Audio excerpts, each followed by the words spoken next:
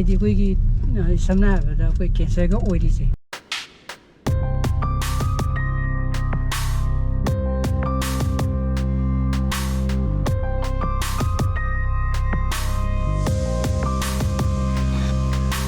Morning guys, welcome back to my channel.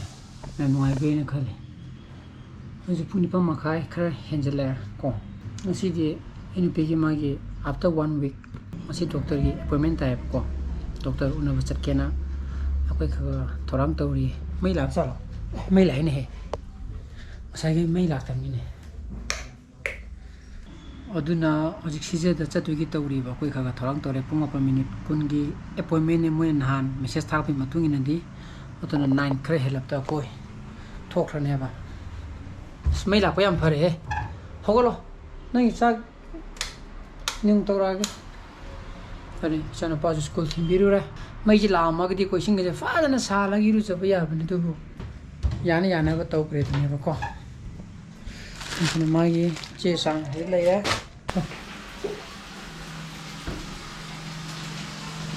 nó bị sinh rồi mấy giờ rồi có uống cái amuk lạc tàu lấy được không anh nói cũng mà pan ta cái đó mình nó ngang một quả liền bởi vì thì cái season bao rồi thôi mình mà trả lại mấy mua lẻ thôi hay không bây giờ thì tôi lạc cái này hay bùi hả đang rồi đôi nào rồi Rồi là gió với bà. Mai cái nó miền vậy kì. Nịt kỳ phô miền vậy kì. Mai cái nó trộn cái nó tăng được. Nó ấy thế này bà, ở đó là cái này hai cái này, anh đi làm này. Cái gì? cái suối đó. Suối đó này kem tới lọc hút tập này gì? Mai cái bundle tôi yêu bundle pull up to.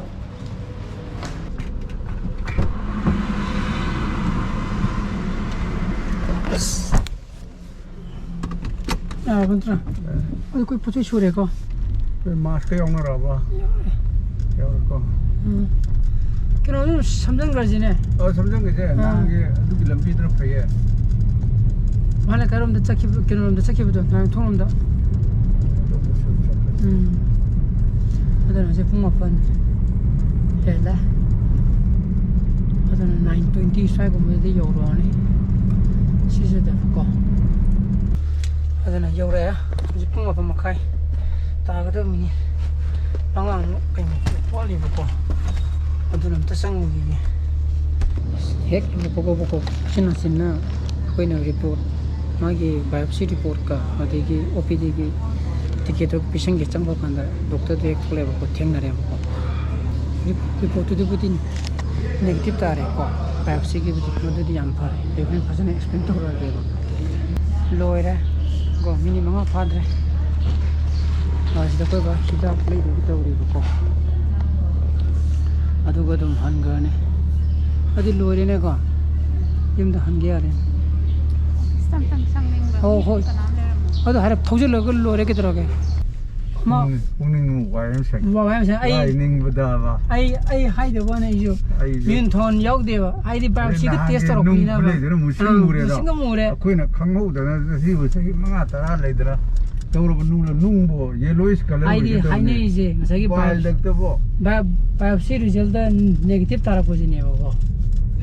Other with Yamna, rare cases never go pungize. I did wiggy some never quick cancer go oire. Gallbladder, I'm a very rare name. Although you have biopsy test over the Thawai do had the negative have positive have result lack to Nina. Madu a kung vivo. Projecta higher one. I did Madu tension the lay of a other woman see. Before a global at a ying, Maduhan ying, negative higher than us. So on the edge, I do never say in either. Man, a paper line got a nigga, you shall let. And a tang, mother, I came to ying with the radio. Nenata, I go. She did massage, sad, which was a winner, Kawasa, do Linamok Savaya in Ire. Atra, Sunny was Sarona. No man died. No man died Savaya. Yam paye doctor je. Paye. Yam doctor mage mai makun haitare. Patient ni da patient adi pun thogapa kenda bo. Yam na pai. Wam sang is nila tay. Tension je. Hai the one is home.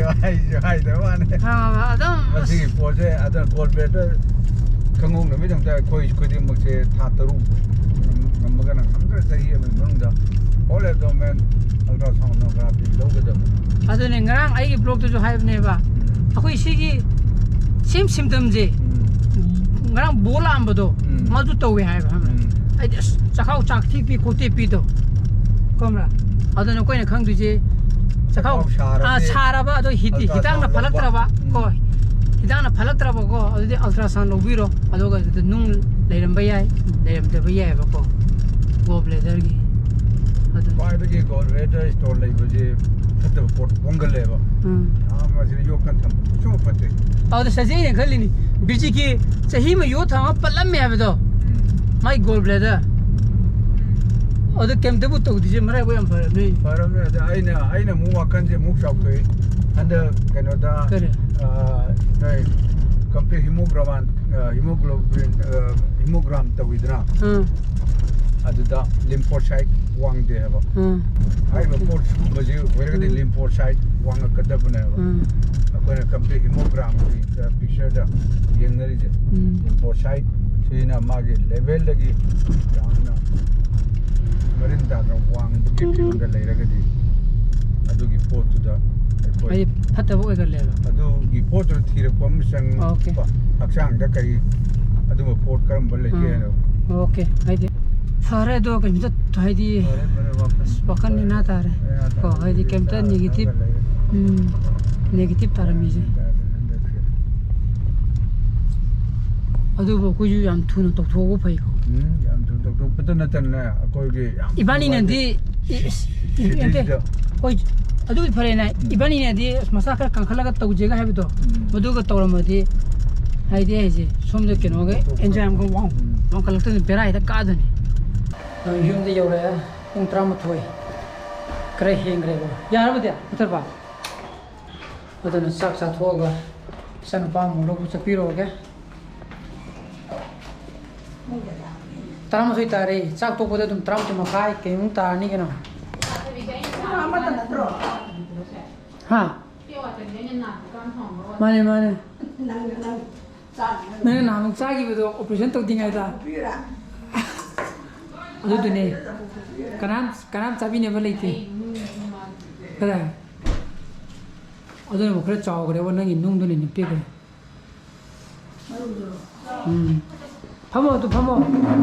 Pamo minit, aduh minit terang minit kundum jauh ni. Nana hidak thak juga. Yani. Ya, ayi ngora ke. Masih di, jabi je, masih itu. Masih pun baru minit terang cerkre. Saya nak perlu buat hagal lagi apa? Kerangan kayu nanti ayo reketo gat tak lagi. Lain nung ini suram ni. Atau apa buat dipai atau sih ni nungai mai tarik ko. Ada nak sisu. Te. Gat tinggal ke. Atau nak kerangan hagal ini apa? Ngai raga tu. Đâu ra again na paro mintrang ani makain na nang masya ko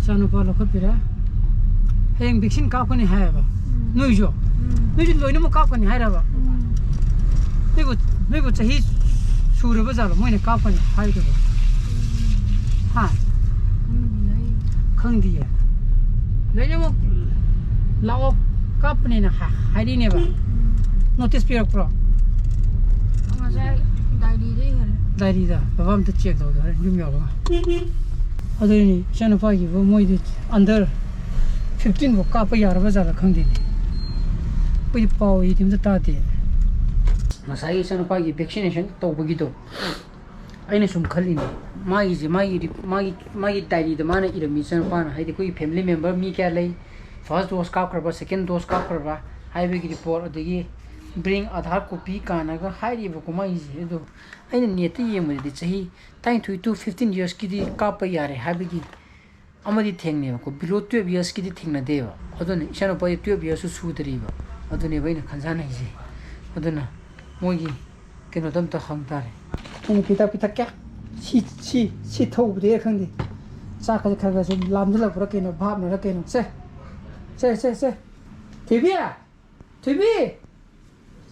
TV सिर्फ macho से तो ये उलावा macho से हाँ macho ने किलोम थे ginkgo चना फरबा ना फरा पैसा बा पत्री बा इति पिज्जा चारा फगदो ने नपाद पिज्जा ले रो यो मसीदी ये पैसा रे चारा फसे अरे तामोगी दिक्कत है तामोगी लेते अमर नहीं तामोगी फिरो को आजी लंगे अरे तामोगी नहीं था अमर अम्मा को तने क्या थक्सेंगे है ना हाँ क्या थक्सेंगे है ना बा अदन ने तोंजु लाक्ट्री चाक तो लाक्टर खने फोन तोजु फोन पाक थे अदो ngasai इचानु पागी कोविड वैक्सीनेशन मो स्कूल की प्रोग्राम की दो हाई मक्का को दबो ओइरमद्रे बको सादा सियारा बाबा अदुगा ngasai अदुगा मोगी अइन जुमुक चमनदर मोगी क्लास टीचर गजु वरी छनरे अदा हाई मक्का को दबे प्रोग्राम दे नते अदुगा कोगी फैमिली मेंबर्स की कना कोविड वैक्सीन फुली वैक्सीनेटेड ओइरे खोले हाइबेगी इंफॉर्मेशन जु आईडी अखोइना पीगदबनेबको मदु पिरकदबा अदुगा इचानुपागी जु आधार कार्ड सबमिट तौगदबको मदुई मतुंगिना मोय सही सुबगैना कापे सुदबगेना कापत्रे हाइबेगी मताना सिलकदब मालेबको अदुना जेरोक्स कापोरे जु पबा चेलगै इचानुपागी आधार कार्ड अदुगा मागी मदुगी हाइरिबा कोगी फैमिली मेंबर्स की वैक्सीनेशन तौरे हाइबेगी इंफॉर्मेशन दो मनिंग इरगा हाइ पीगरगेबा अदुने कोइने तोंजे लाकदर लावइतरे जी के क्यान ताद्रे फोन तोजु फोन पाइदे अदुने इचानुपागी जेमता येंग पीगदब जेमता इंफॉर्मेशन अमता इगिगे हा अदुने द सही सुदना कापदी कुजुकी किजिदना को इचानुपा सही सुबुरगदि कापनेबको अदु सही सु कैनो नई फोन जोइन चार्ज तौदनी अदुने सही सुदना काप तारगदि किजै हाबनिदा मोने यारे हाब सही दुगी मनुंग चलगदि कापदा कसुमता काइदेबा अदुबो पाव फाउनै जाम फार ओ यारे लाबो मला चंग थोजे पुंग तरे तारतोरे नेतोनु जु लाकने है मुयु चाक तो लाने हाय बको अदुना चाक चेलुने आगी फॉर्म फिल अप तोगदबा what is this this is kobe for the kimbap mamana kimbap tawjuroba ini bit minta chow hai pudi ki ma si ne mana charing ba chaja ni kimbap ti chaba ye ya nang khong ajar hi ke de ba de mai kimbap tang jar ga ma the saro yare how bring 어디나 एक kimbap को है हमरा yirum dang le je yirum को भी का kim place wait na फुन्नी हाउ ब्रा हेन किम्बाप को गया ब्रा chhunda am de bang jo ससुर यार ठेंग है मेरो साज लो चाक तो है तेरे में काय करे हेंग रे बको कोई ने तो जो चाक तो गा लाकने हारे में मधु ने जो जम फारे कोई नहीं था पपर है थून रोशन में याद बने वो ऑनलाइन फॉर्म सबमिशन हां अदुना मैम आई ngasi ब्लॉग दि मताइन रोशन जरा के ई ब्लॉग सु पाम थोगदी लाइक तो बिरमो शेयर तो बियो अनो व्यूअर्स ओइ बेगन सब्सक्राइब तो बिरमो को नुखि साना फजले बियो so please be safe and be healthy bye bye good night